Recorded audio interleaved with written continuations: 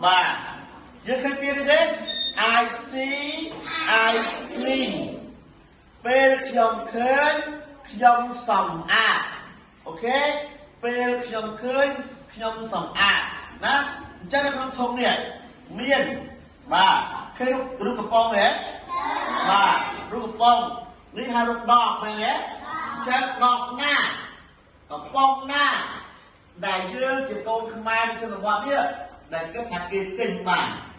ឯចាយទិញបានយល់ទេតែកាលណាតែទិញបានរបស់ទាំងអស់នេះវាអាចទៅជាគេហៅ virtual recycling អូខេយល់ទេចឹងវាអាច virtual បានចឹងយើងដាក់នៅក្នុងនេះសម្រាប់កំប៉ុងដកទឹកយល់ទេ